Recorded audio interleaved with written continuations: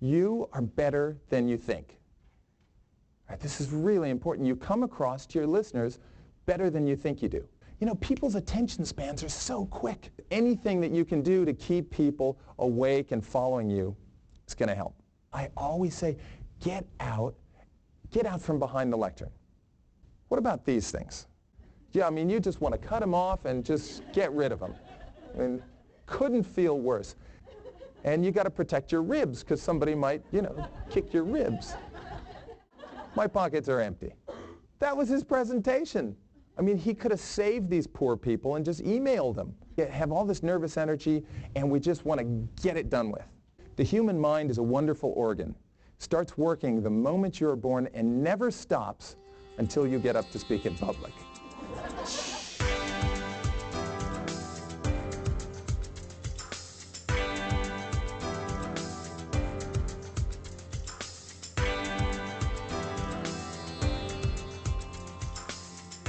My goal here is to give you 3 things. If you can walk out of today with 3 things that'll help you become a better presenter, then today will have been a complete success. Think of public speaking as being a bunch of one-on-one conversations. So if I stand up here right now and I look out, there's maybe 50, 75, 100 people that I don't know staring at me. That's pretty daunting. But if instead I just look at one person at a time and I have these one-on-one conversations, we're all comfortable with those because we have them every day.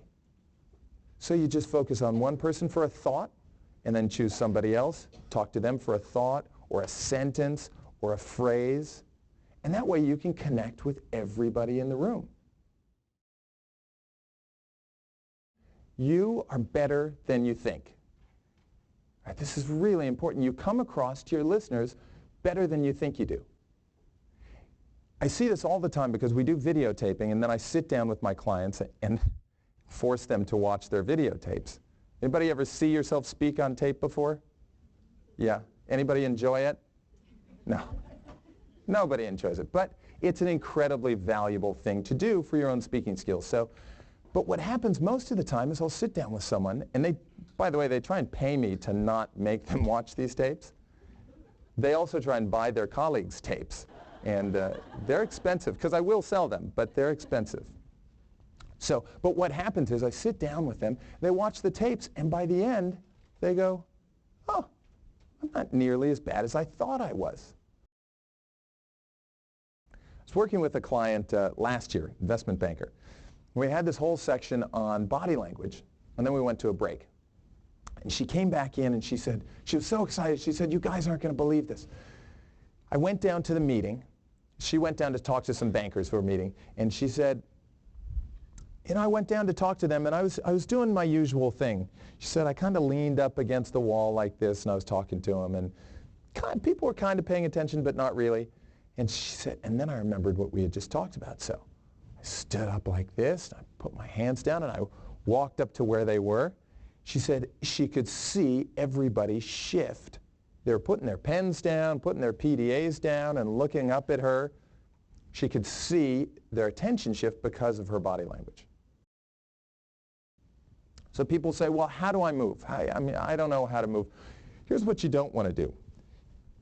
Often you see people speaking like this, and they're kind of like a caged tiger, they just pace back and forth. You don't want to, it's not constant movement, but it's movement with purpose. Now, another thing about standing, if you're standing and presenting, you notice that I'm not standing behind the lectern today. Now, mind you, it's great as a speaker. These things are fantastic. You can lean on it, you put your notes on here, people throw anything, you can duck behind. In fact, I could give my whole talk back here. This is kind of cool. But you don't want to do that, right? Because it puts that barrier up there. So if you have notes, you can rest them on here, but I always say, get out from behind the lectern. People's attention spans are so quick. I mean, the average adult attention span is like 8 seconds. That's what we're dealing with when we're speaking. So anything that you can do, adding variety to your voice, moving around, firecrackers, anything that you can do to keep people awake and following you is going to help.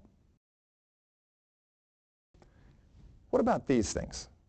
These are so difficult when we speak. What are some of the things people do with their hands when they're speaking?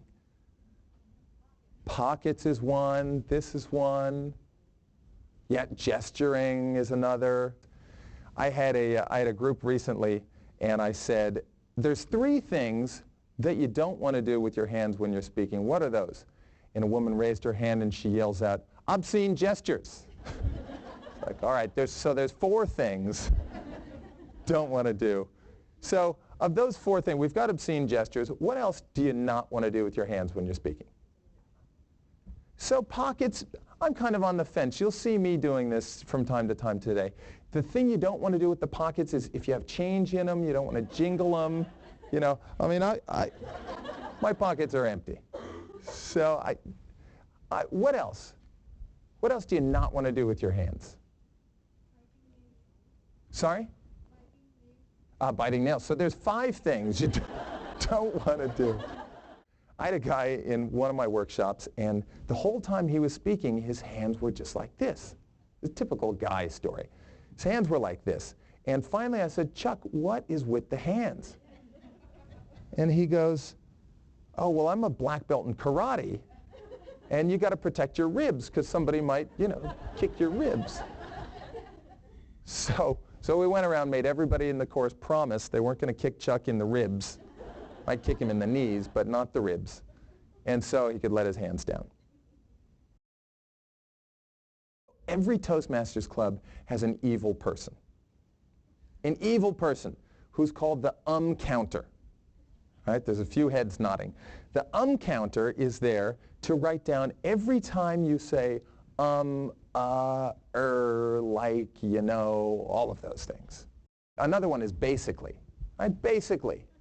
Basically what I'm trying to say is, at the end of the day, so she went to her husband one day and she said, sweetheart, you're driving me crazy because you always say basically. So what did he do? He switched to essentially. Talk about openings and closings. Somebody brought that up earlier. A few years ago, I had the opportunity to hear Jane Goodall speak in San Francisco. Everybody know Jane Goodall? Have you seen her speak? Have you?